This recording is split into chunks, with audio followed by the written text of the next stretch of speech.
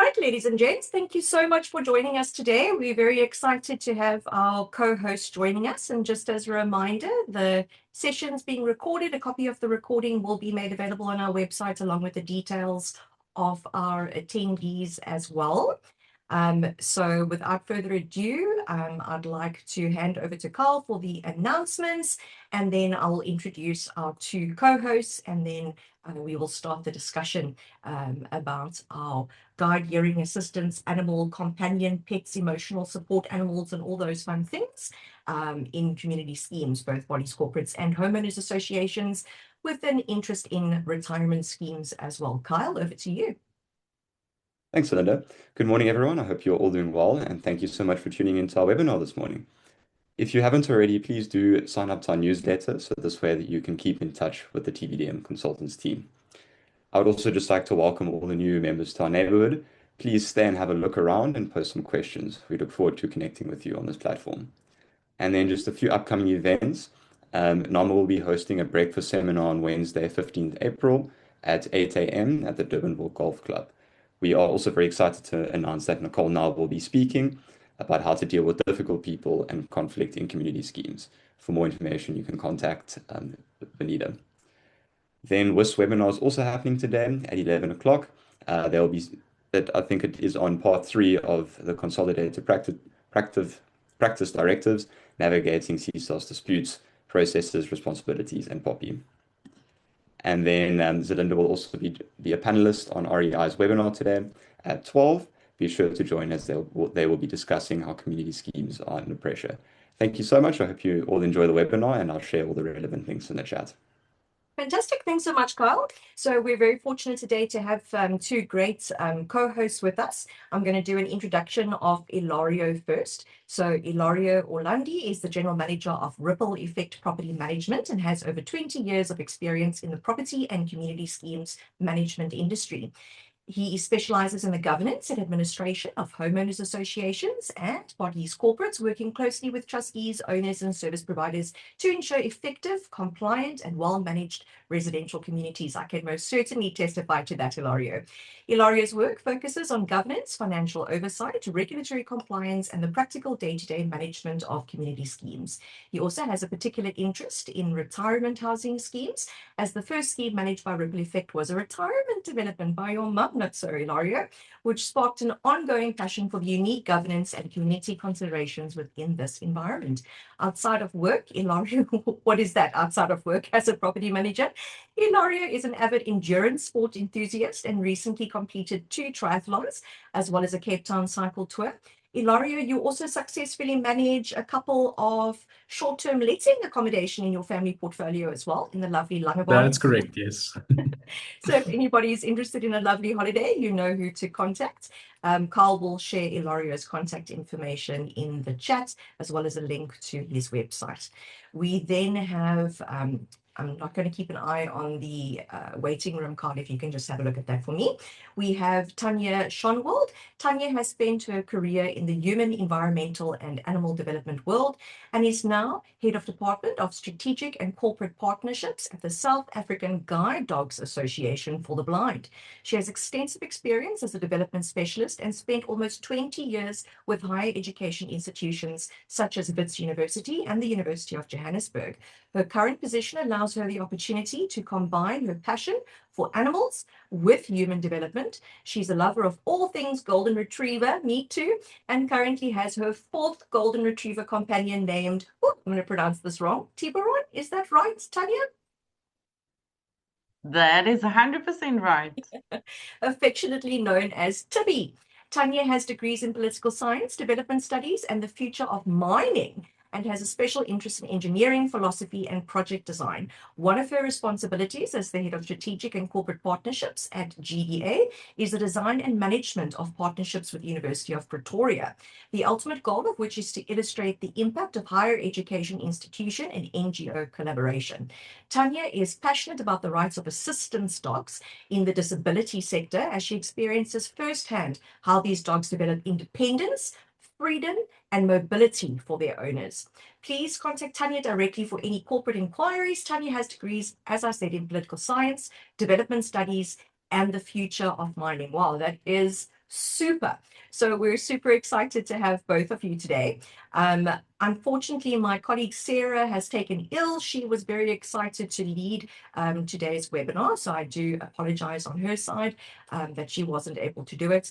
All of our consultants have a real love for all things pets and short-term letting, but pets particularly.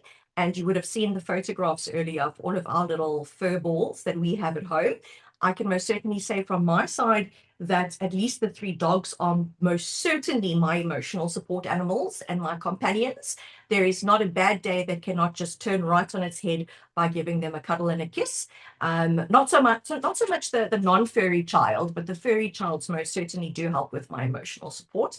And then, of course, companions. There is nowhere that I can go without those 3 following me. The cat is a little bit less inclined to be cuddled, but I do try my best to push him into a corner.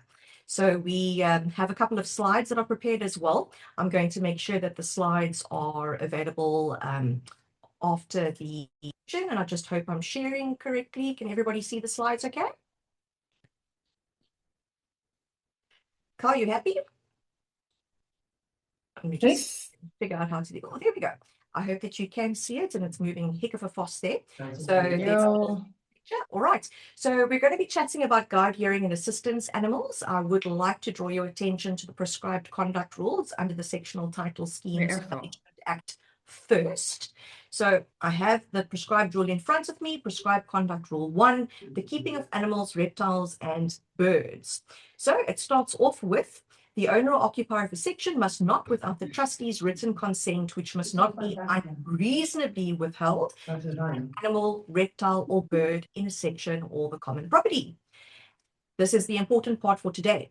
An owner or occupier suffering from a disability and who reasonably requires a guide, hearing, or assistance dog must be considered to have the trustee's consent to keep that animal in a section and to accompany it on common property.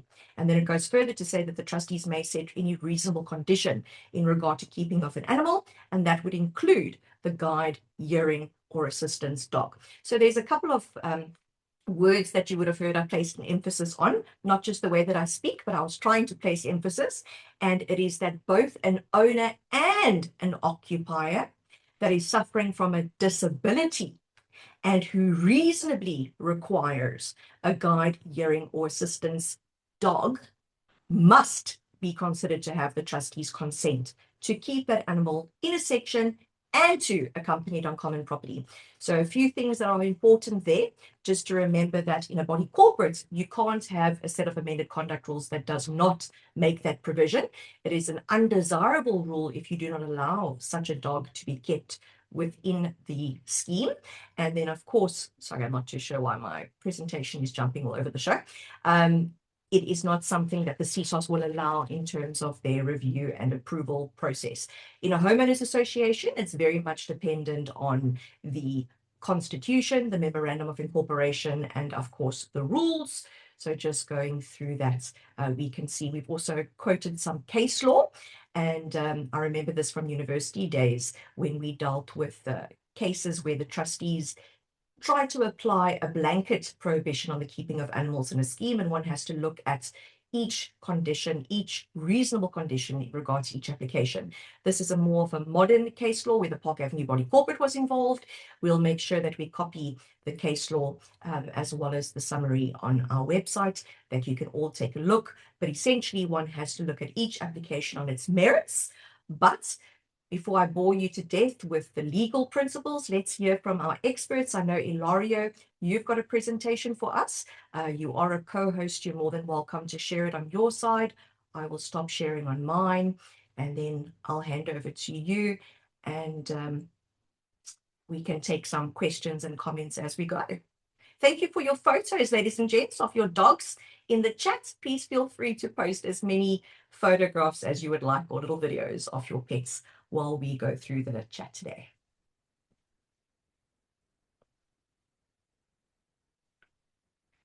Let me know if you're coming all right, Ilario. There we go. You on mute, Sam. Here we go. Just want to put my share on. No problem. I do it 110 times a day, and every single time I have to do it, I forget how the computer works. Okay, do you see it on your screen there? Yes, perfectly. Thank you. Great. I'm going to give the dark section more towards Tanya, and I'll concentrate more on the accessibility and disability section in terms of sectional title Perfect. and community schemes itself.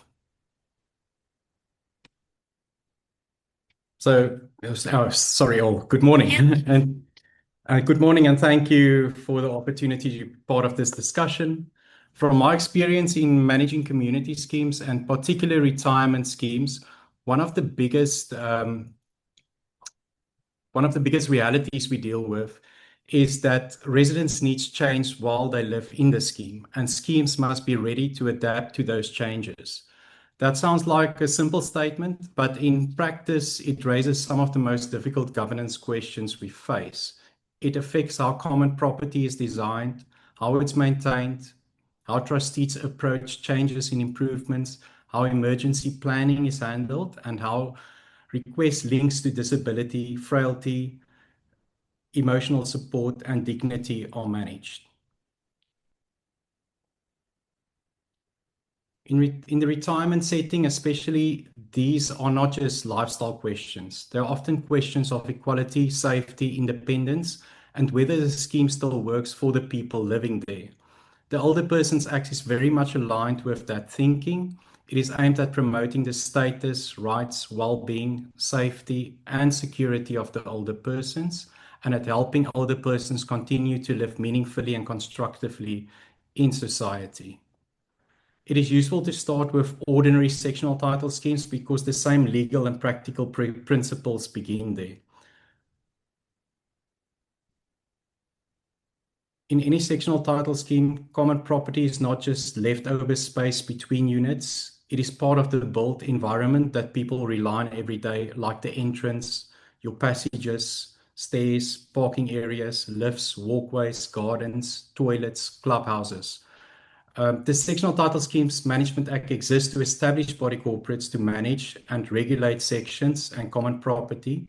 So trustees carry a very real responsibility for how that space functions in practice. In ordinary residential schemes, accessibility issues may first arise when an owner becomes injured, grows older, starts using a wheelchair, or needs an assistance animal. Even in those schemes, the principle is the same. Once the obstacle sits in the common property space, it stops being only a private problem and becomes a scheme management issue. That is why accessibility is not something relevant only to specialist care environment, such as home for disabled people or a retirement scheme. It is relevant across community schemes. There's also practical differences between newer and older buildings. Newer buildings are often better equipped for wheelchair access than older schemes because they are more likely to have been designed with accessibility in mind from the outset. In practice, that usually means better entrance design, improved lift usability, more suitable parking, and space planning. Older schemes often need retrofitting to reach the same level of usability. When schemes make changes to the common property, they must not accidentally take away existing mobility access. If there's a ramp, a wheelchair bay, or a clear accessible route, later changes should preserve the access or improve it. Accessibility can be lost very easily through what appears to be small decisions, like narrowing a passage, adding furniture, redesigning a foyer, change a parking allocation without thinking about wheelchair movement. Accessibility is therefore not just about adding new features, it's also about not removing what already exists. There's the PEPUDA. This is where PEPUDA becomes important. PEPUDA is the Promotion of Equality and Prevention of Unfair Discrimination Act. In simple terms, it's there to prevent unfair discrimination and to promote equality participation. In the context, the important point is that discrimination is not only about openly saying no to someone, it also happens when disability is not reasonably accommodated and when the environment is allowed to operate in a way that effectively excludes people. This might raise a question to a number of schemes, but I think the key point here is what is expected reasonably. Bermuda prohibits unfair discrimination on the ground of disability, including denying or removing supporting or enabling facilities necessary for a person's function.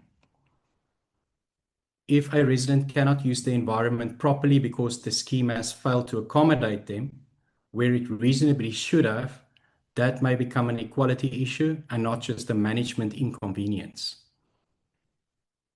Or put it even more simply, if the building prevents access, the problem is not automatically the resident. The problem may be the environment. That brings us to the design and redesign of common property. In ordinary schemes, and even more so in retirement schemes, accessibility questions often arise one change at a time. Someone requests a ramp, someone needs a closer parking bay, someone asks for a handrail, someone says the entrance threshold is too high for a wheelchair, someone needs easier access to the clubhouse, lounge, or dining room area. That is usually where trustees first realize that design is not static. Common property often needs to be rethought over time. These kinds of features are very practical. Ramps instead of steps, non-slip surfaces, handrails, accessible parking closer to entrances, layout that allows someone to move independently rather than always needing assistance.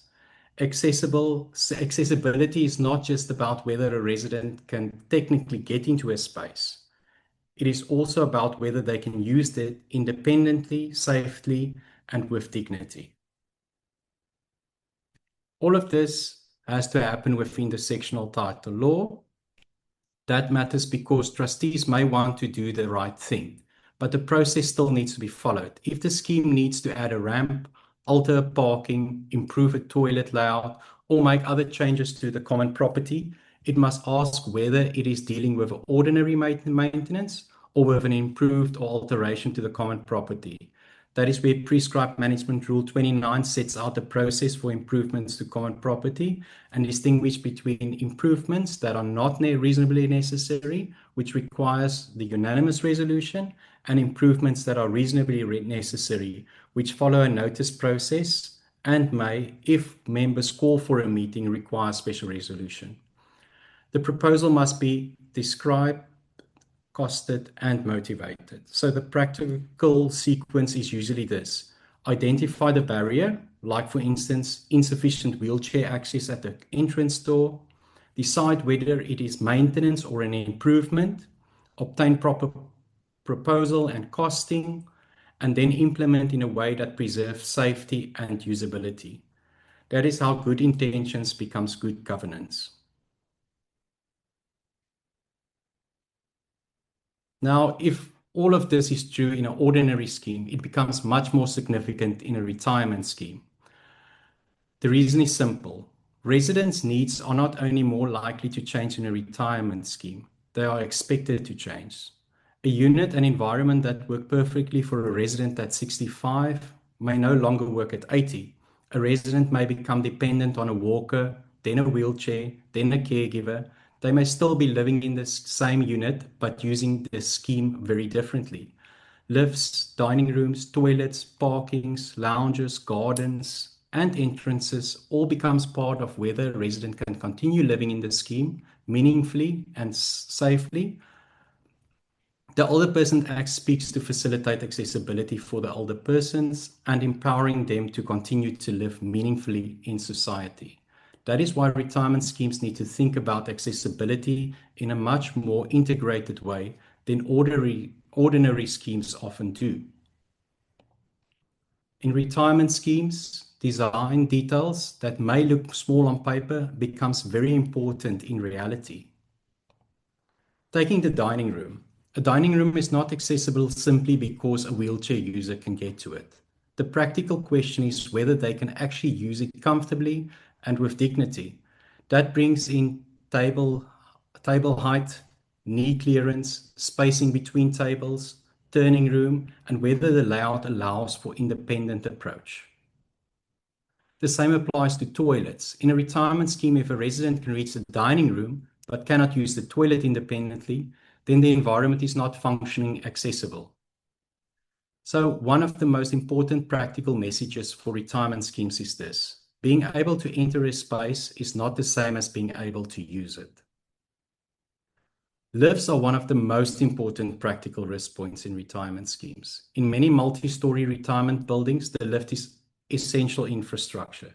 If it stops working, some residents may effectively be confined to their units. Lift failure affects elderly and less mobile residents. But retirement schemes need to ask, even if the lift is working, is it fit for purposes? Many older residential lifts are simply too small. They may not accommodate a stretcher. So when looking at the lift adequacy, the question should not only be whether it works, the question should be whether it works for the resident who now live in the building. If a lift cannot accommodate a stretcher, it cannot properly support emergency care. This takes us into one of the most serious issues of all, namely evacuation. A building can appear reasonably accessible in everyday conditions, but in a fire or similar emergency, the real weakness becomes obvious very quickly. Lifts generally cannot be used, staircase becomes the only route. Frail residents, wheelchair users, or residents with significant mobility limitations may not be able to descend independently at all. That means accessibility stops being about convenience and becomes about survival. This is where newer building designs sometimes respond more intelligently.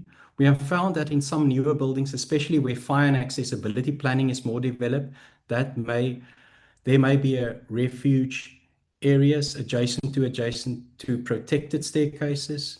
These are temporary places of relevant safety where a wheelchair user or another person needing assistance can wait for emergency personnel and assisted evacuation. These areas are short-term waiting points, not a substitute for a proper evacuation strategy. A refuge area is not a complete solution. It only works if there is a real evacuation plan behind it. And that is often where the scheme falls short. In practice, many retirement schemes do not know which resident may need assistance, whether they have stair evacuation chairs, who is trained to use them, what happens if the lift is unavailable, whether the fire drill assumptions match the actual residents living there.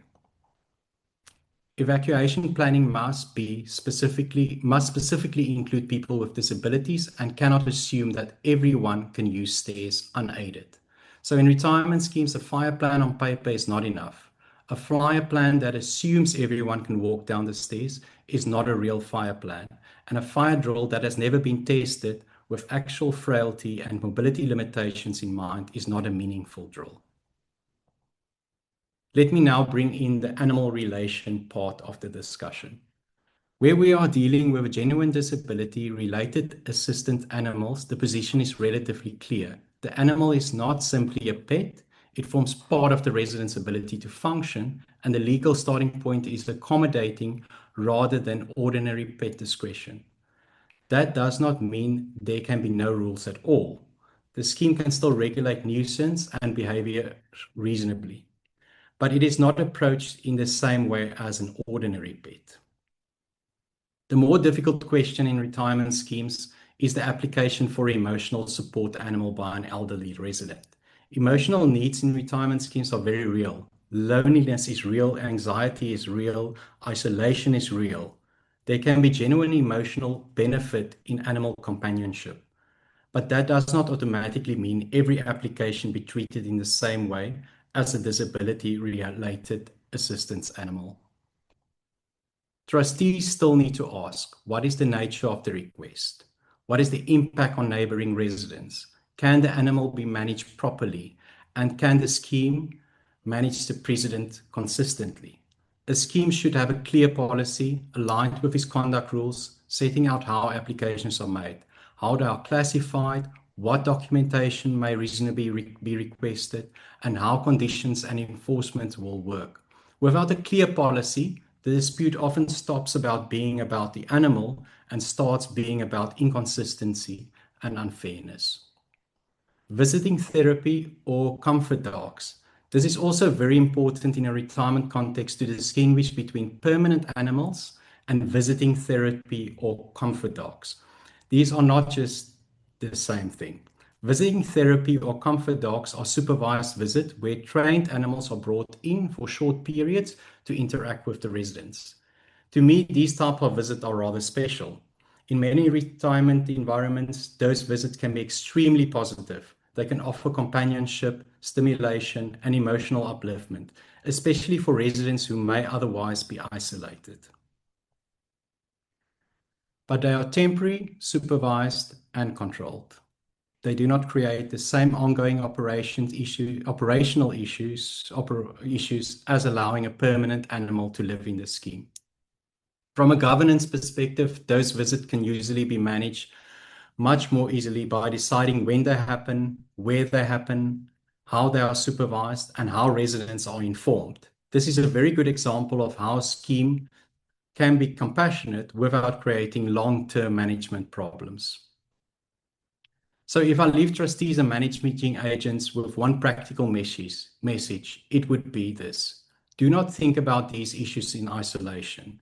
Do not only think about pets, only about ramps, or only about lifts, or only about fire drills. In community schemes generally, and especially in retirement schemes, these things are connected.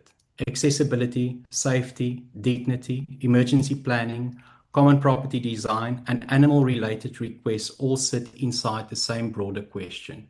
Is the scheme actually fit for the residents who live there now? Because ultimately, this is not just about buildings, and it's not just about animals. Ilario, It is about whether the scheme are prepared to support people properly as their needs change.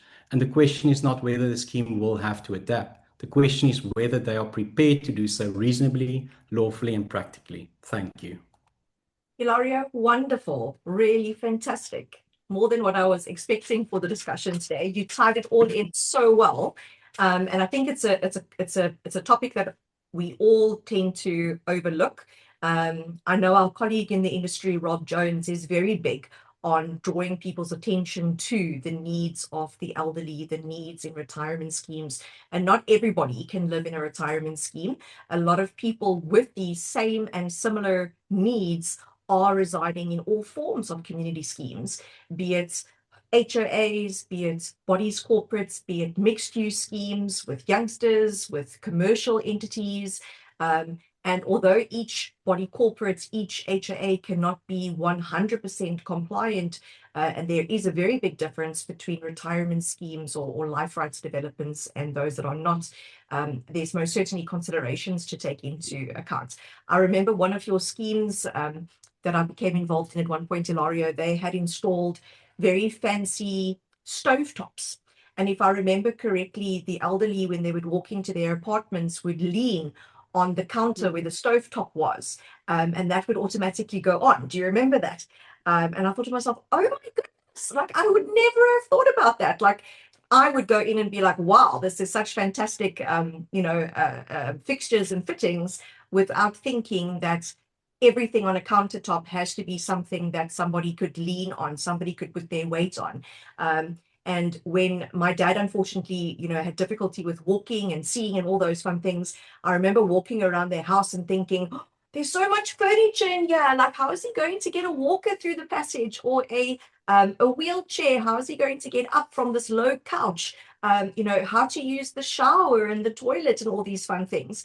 And then you have to look at the elements of what you need for a person that is semi-disabled or disabled. And of course, the pet issue comes in very big there. And it's also very interesting to see how, although not linked to a disability, not a guide or hearing animal, but more an assistance, emotional support companion is actually such a big thing. If I think about my mom, she's moved in with us, so she can't be lonely. But during the day, my husband and I are locked up in our offices and my daughter's at school. So her and the cat keep each other company. Her and the dogs keep each other company. So there is her companion animals right there, I hear her shout, tux, tux, after the cat all day long. So I know that he's keeping her busy. Nicole, you want to add something to the conversation? I see you've got Phoebe on your profile pic. Yes, my emotional support animal, foster fail. It creates anxiety for you, especially when she gets herself Yes, stuck she in a does. chair. She didn't come home the other night. First time ever. So yeah, In your massive community. anxiety the next morning. Oh, God. Just you were chatting about trustees making sure that all the policies are in place and things like that. And it just brought up a story that I remember Mike actually telling us. And Zerlinda's normally the one that throws Mike into the conversation. But just it stuck so clearly in my mind about a fire that broke out, and one of the owners had put a gate up or locked the fire door or something, the escape, and people got trapped. So it's so vitally important for these procedures and policies to not only be in place, but to be checked and rechecked. And, you know, we all did school fire drills at school. So like, why aren't we doing it? I mean, if a fire had to break out, yeah, I'm in a gated community with electric fencing. What actually do I do to get out of here? I don't know. So yeah, I just thought I would add that 10 cents. Yeah. And knowing where you live, Nicole, that's a very good question, because the scheme does actually have a second gate that was a requirement of the development, but that gate is like chained up and locked up. And I don't think has been open for the last like 30 to 40 years. I don't even know where it is. Next time I'm there. I know it's not here by the park. That much I know. And Nicole, you live in an interesting community in that it is a sectional title scheme, looks like a homeowners association, and the majority of the residents are older. And there has been talks over the years about converting it to a retirement scheme. But again, the property does not have the facilities in place that would lend itself to a retirement scheme. And cats are one of the biggest pets in the scheme, and cats are roaming in nature. And I remember when Phoebe moved in, she had to assert her dominance over the rest of the cats in the scheme to make sure she was the lead cat. Cole, you've got your hand raised. Would you like to pop a question? Then we can move to Tanya. Yeah, I just want to know, the latest thing now that I get a lot is emotional support dogs or emotional support animals. And I always refer to the owners to get a letter from a psychiatrist or a psychologist, one of the two. Will that be the correct approach to do? Because I mean, every pet is an emotional support pet. Yeah, 100% agree with you. I see Nicole Nell put her thumbs up. I definitely agree with that approach as well. And I think Tanya is going to tell us a little bit more about that as well. Cole, thanks for the question. We'll tackle it a little bit later on as well. Nicole, just a quick one from your side, and then we'll ask Tanya to start preparing to share her presentation on her side. Sure, just a quick one. Just in my experience of, emotional support animals and the community schemes ombud service, the community schemes ombud service are satisfied that if you have the relevant medical report supporting your condition and your need for the emotional support animal, whatever animal that may be and however many there may be, then they are of the opinion that a body corporate can't challenge this evidence, and they have to allow the pet to stay. But of course, that's just my experience with this matter at the Seesaw. So I just wanted to mention that coming off of Cole's comment. Perfect. And thank you for sharing, Delilah. For those of you that know Nicole, this is her little female first cat. And then the other little cat is a little black tiger, and his name is Ollie. And he's actually the apple of Nicole's eye. But I'm glad you shared a picture of Delilah. We haven't seen her for a while. All right. Zerlinda, yes. My name is Brown de Plessis from Habitat Estates. I don't know how to raise my hand. Sorry No for problem. chipping. No problem.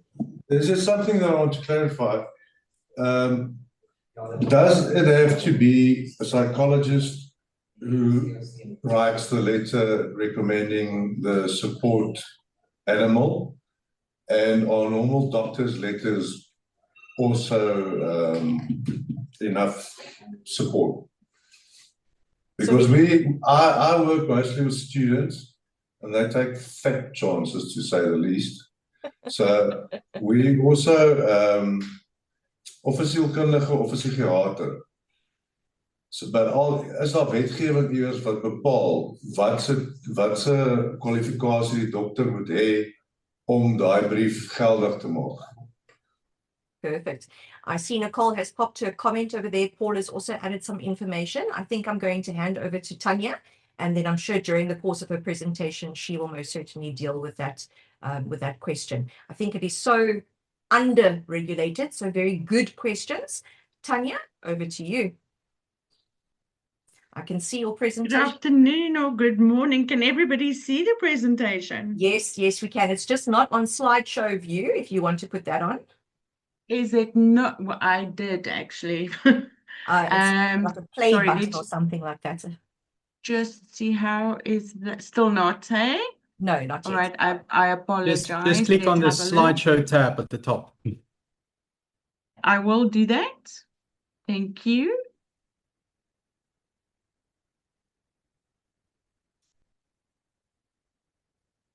Some good questions so far, Tanya, so I hope you're able to... Excellent questions. I'm hoping as well that we can answer at least some of them. Yeah. So let's just see if I can share it like this. And then you saying out at the top, there's a, I have the one at the Slideshow. bottom. Yeah, resume slideshow. There we go. You can click on There that. we go. That should work, okay? No? Is that working better? Otherwise, at the bottom where your mouse is, that's also a slideshow. Yeah, I've got that one and I have pressed it. So let's see if we say resume slideshow. Is that better? No, Still not. No. Otherwise, try slideshow drop down on your orange toolbar on top. Right, let me see. Excuse me, No, pardon me don't for stress. this. This is my nightmare when it comes to... It is always, you know, Otherwise, don't worry everything too worked much. perfectly fine before.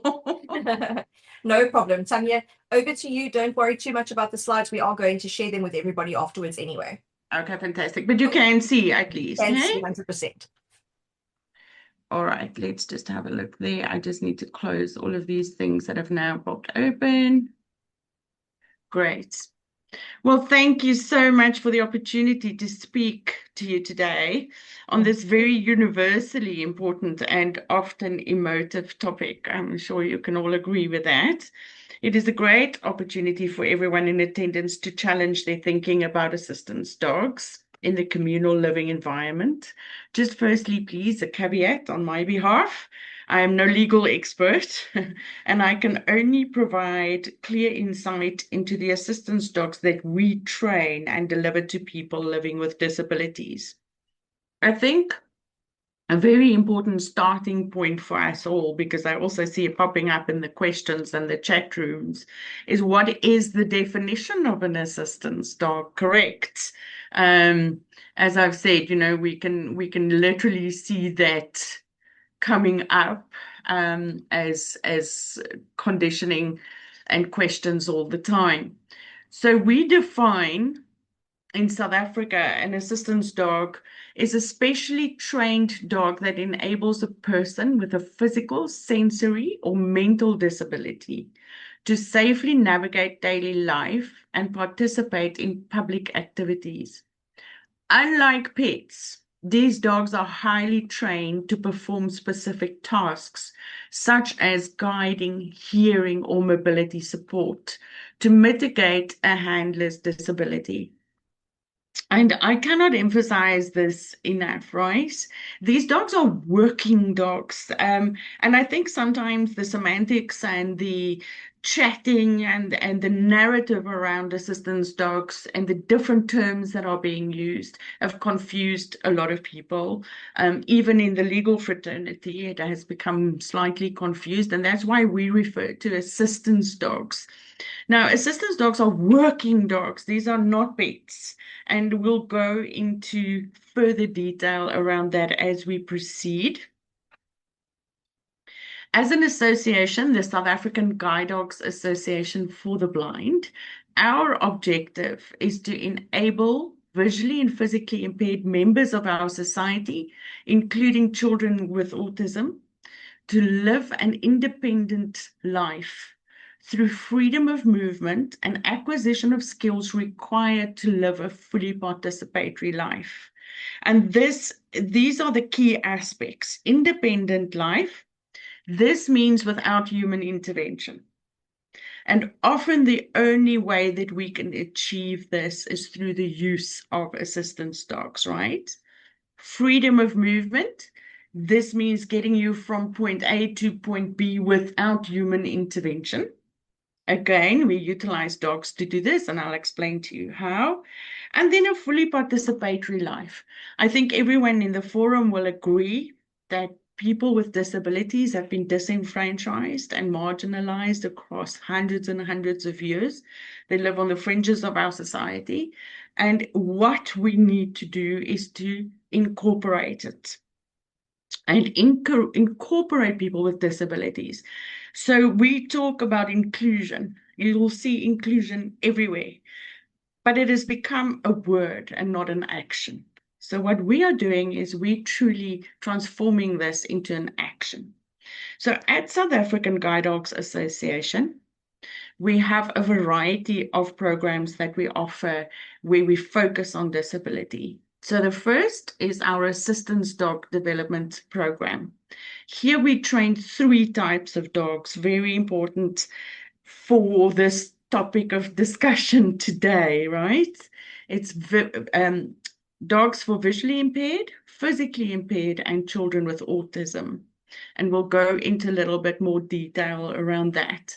Then we have our orientation and mobility department. We have our own college. It's not relevant for today, but we have an orientation and mobility community support program. So this is where we train people that are visually impaired in daily living skills and how to navigate the environment with the use of a white cane. So daily living skills include, and we do this training inside of their own homes, right? So this includes how to iron, how to cook, how to clean, how to choose what you're going to wear today, how are you going to navigate the route from your home to your closest shop, to church, to work with a white cane. So again, without human intervention, so that this person becomes wholly independent. And I cannot emphasize enough how much that means to a person that has a disability, to not always have to rely on somebody else, having to live according to somebody else's schedule, not your own. And that is why independence is so incredibly important for us. And then, of course, we have a project called the Assistance Dog Access Program, which falls under our social justice project, and it's all about disability rights. So if I can tell you a little bit more about the wonderful, wonderful, beautiful creatures that we create, which are our assistance dogs. So for the visually impaired, we train guide dogs. Guide dogs are an essential companion that safely guide their owners in different environments and situations, including the workplace environment, which is very important because we're talking about inclusion, right? So we want the community of disabled persons to be folded into the formal economy. It is often described that they are the seeing eyes of their owners. One thing that I want to make very clear here, which we often laugh about when we teach at universities as well, our dogs do not have GPSs built into them, right? So you can't from day one say to them, okay, O'Shea, I want to go to the spa, and off O'Shea goes with you. It is an intensive training period that we go through, and we train these dogs the different routes. We teach them routes. So every person with their assistance dog is individually assessed. We know where they want to go to, so we teach the dogs those particular routes. They don't automatically know where people want to go to. For the physically impaired, we teach service dogs, and we call these our superstars, right? So service dogs are there for persons that are making use of a wheelchair for whatever reason. It could be paraplegic, it could be that they just have spinal difficulties, they've got mobility problems. That's the issue. So we teach these dogs, first of all, to call for help. Should there be an issue that somebody falls out of a wheelchair or gets stuck somewhere, they can switch lights on and off. Basically, we teach them everything according to the needs of the individual. So when they drop something, the dogs can pick it up and bring it back to them. They walk beside them with the wheelchair to keep them safe as well, so that they don't lose their balance. So service dogs essentially assist wheelchair-bound, physically impaired individuals and become an extension of the owner's physicality. They are trained to assist their owners with day-to-day activities such as opening and closing doors and drawers, retrieving items from difficult-to-reach places, reaching light switches, and so much more. So what often happens, and I'm so glad that Ilario referred so much to architecture and spatial development, because we are working very closely with the University of Pretoria on this as well, because there will be a new law that will be very strict on accessibility issues. But just to, as an anecdote to mention to you, for instance, when you walk to an elevator in a shopping mall, how many of you have recognized that if you're in a wheelchair, you cannot call the elevator by yourself?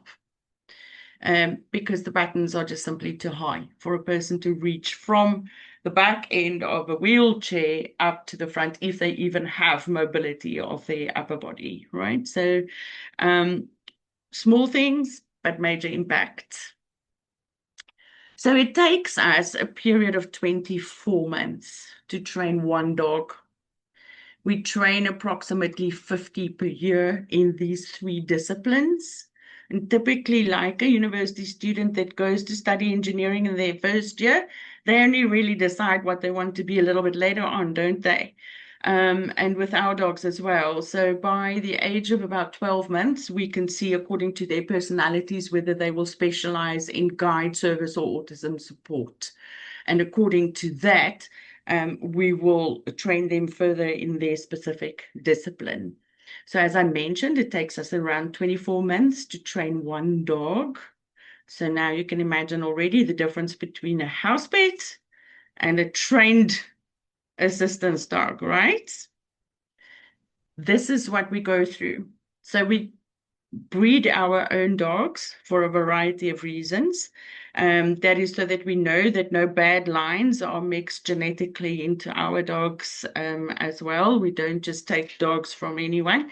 We breed them ourselves. We import the semen from overseas, other schools of guide dog schools across the world.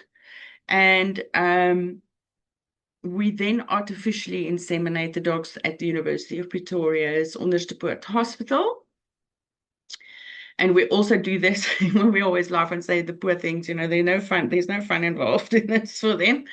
But then what we do is we have a medical wing where when the dogs are ready to give birth, they live with their foster parents during the period when they are pregnant. And when they are ready to deliver, they come to our medical center. They deliver there. We take care of the pups. And when the pups are around 10 weeks or so, they then go to their foster parents. These are puppy raisers that for the first 12 months of the puppy's life train them at home in a social and loving environment. Of course, puppy raisers are highly sought after families and very strongly and strictly vetted. We then also go through the whole puppy socialization program, and I'll show you a little bit more about that. We have the puppy placement, and by the age of about 14 months, they come to boarding school, where they enter formal training periods. So from Monday to Friday, they live on site here with us in their own residence. And they are trained in their specific discipline every day. And on Friday evenings, they go home to their foster parents and they have the weekend off. And so it continues until they're around 23 months, where a matching process takes place with the individual that will become their new owner. They then combined go through 3 weeks of training so that we can ensure that the personalities match and that they work well together. So when you're in a retirement village and you are a little bit not as fast as you used to be, we will definitely not match you with an energetic lab that wants to walk fast and has to walk a lot during the day. You will definitely be matched with a much gentler, perhaps a little smaller, physically smaller dog as well. And then there's a major graduation. And after graduation, everybody goes home with their new dogs, and we have a cradle to grave approach, right? So for the rest of their lives, the dogs and the owners are monitored and evaluated on a regular basis. So specifically for today, what is it that you need to look out for within your community schemes? First of all, as an organization, we're the only one in the country that trains dogs like these. We are registered and we are accredited. So we're registered with the International Guide Dog Federation. Very important for us to be there, be there with them. Actually, we're one of the founding members. And just as also so that you know, we're 73 years old as an organization, as a non-government organization in South Africa. We're very proud of that. We also accredited by Assistance Dog International. Again, very important. This means we adhere and we have to qualify for these registrations and accreditations on an annual basis. And all our training, the way in which we teach the dogs, everything like that is managed internationally. So what you need to look out for is that within the 4 types of dogs that we have, I'm including puppies in training with this, they are always identifiable. They must wear a jacket. They must be, an assistance dog must be identifiable. And I'm not necessarily referring to the ones that you can buy from Temu or Shein. That says service dog or police dog on the side, right? These are very specific identification marks, and I'll show you what they are. So a guide dog will always have a leather harness with a steel frame handle. It will always say, please do not disturb, I'm working. And a person that is visually impaired walking with a guide dog will always be holding it by the handle. If the dog is not working, then the harness is off. But it's very important that you note that this is key to identifying a guide dog. In our case, our service or autism support dogs will always have a red jacket. Service dog red with highlighters on the side. Our logos will always be on all of the jackets. And the autism support dog is also red. So this is more of a harness that the autism support dog wears because it can take 2 handles or 2 leashes. The one is fastened to the parent and the other one is held by the child. So an autism support dog is specifically there for children with autism and that is high on the autism spectrum. So when they do have a meltdown, the dog will immediately anchor so that the child can't run away. If it is a severe reaction, the dog will lie down, and more often than not, the children will lie on top of them until they calm down. We've had absolutely wonderful cases where we've had non-verbal autistic children that were non-verbal for their first 9 years, and they've started speaking since they have an autism support dog. So, the impact is just immeasurable. Then in terms of puppy raising and our puppies, they will always have a logo that says Guide Dog Puppy. And now that you know this, you'll see quite a bit of them around. They are also allowed access because they are in training. They're in formal training at the time. And socialization and exposure to different areas and circumstances are incredibly important for the dogs to be well balanced once their training is complete.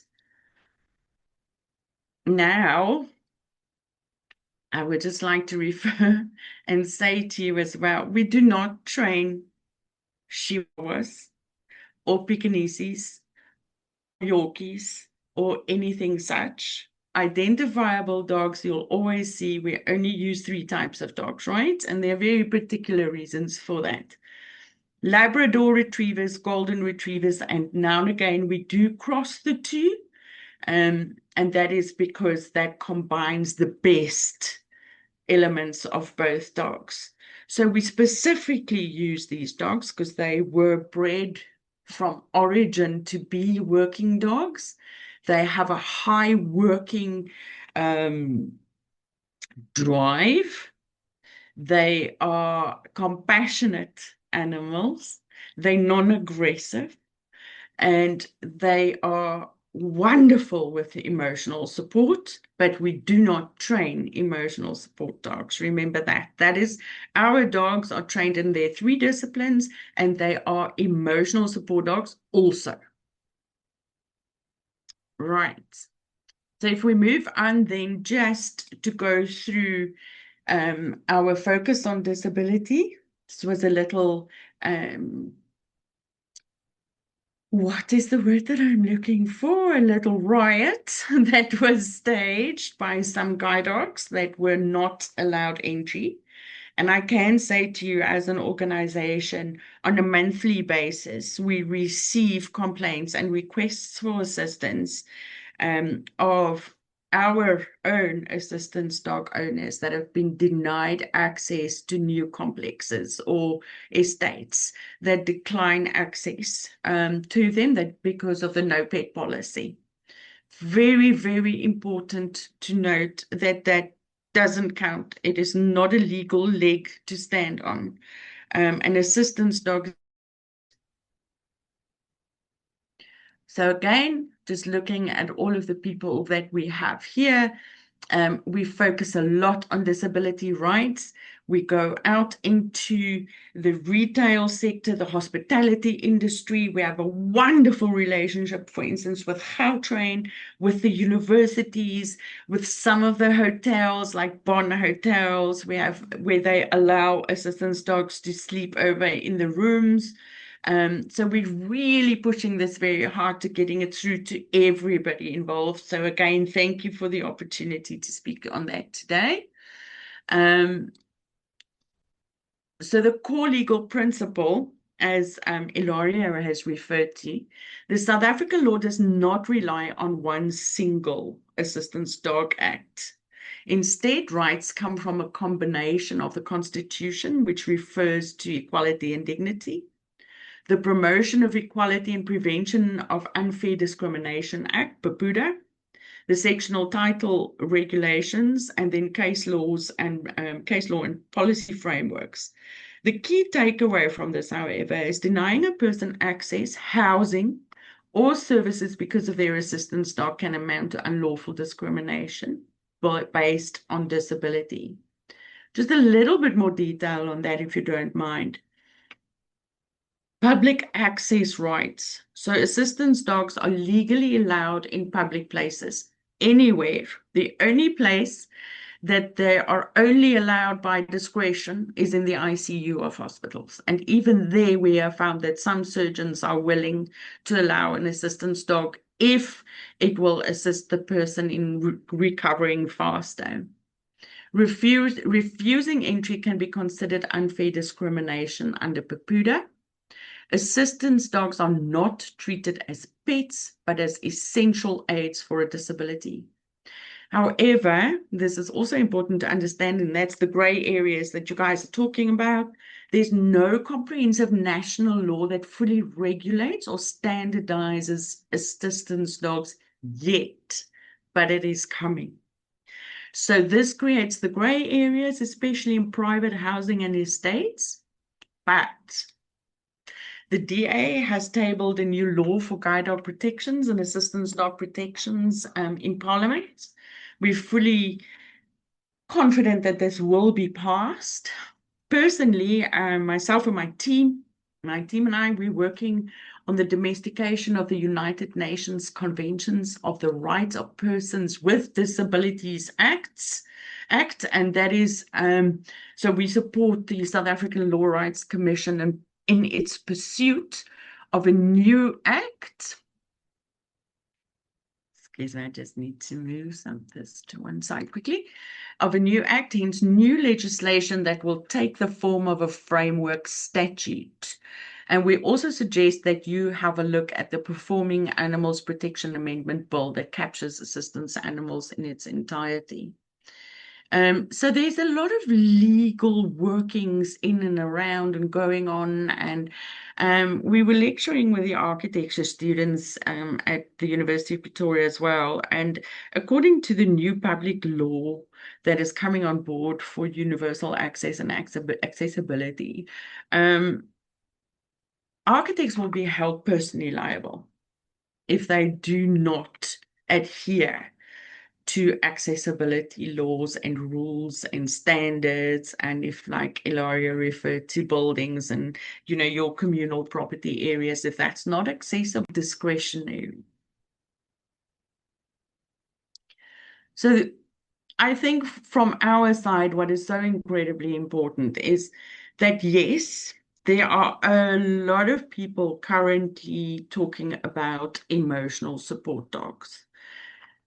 And because the South African Guide Dogs Association doesn't focus on the training of emotional support dogs or comfort dogs, we don't train, for instance, hearing dogs or post-traumatic stress disorder dogs, PTSD dogs, where in some countries the main focus will be on those.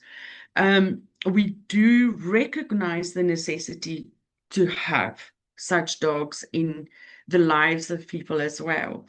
I personally believe what should happen then is that your requirements for dogs like that should be stricter. There was a question earlier, must it be a psychologist or a psychiatrist when it's an emotional support dog? Yes, I would definitely say yes, it should be a letter from them. What we have as an organization, first of all, like I said, we have the international accreditation and registration. Secondly, we have the identifiable jackets, and we have a membership card that every owner must carry with them at all times. So you are welcome to ask for that. You are welcome to ask for what kind of training has been received through us. What does the dog focus on? And a letter from ourselves to state that this is indeed a client of ours, as well as the dog, and that we agree to the fact that they have been trained through us. And then what I've done is I've just put a few photographs together, because I think it's important for us to note that there are plenty of cultural differences in the communities that we live in. And when you look at these dogs, none of us, I'm quite sure, think, oh, I'm afraid. But when you do look at Vinny and you have a fear of dogs, then of course, you know, Vinny is the black lab on the left and Blue is the white lab, the blonde lab on the right. Our dogs are trained to be in public. They are not aggressive. They basically ignore everything and everybody else except their owner. And you're welcome to try. The etiquette in public is for people to approach the dog owner first and ask, am I allowed to engage with your dog? Can I say hello? When the person says no, it's not because they're being rude. It is simply because the dog is in working mode. And literally, I promise you, you can see it. Once you take these jackets off or the harness off, it's just, they are normal dogs and they run and they play and they bark and they enjoy. Once their jackets go on, they work and they're in working mode.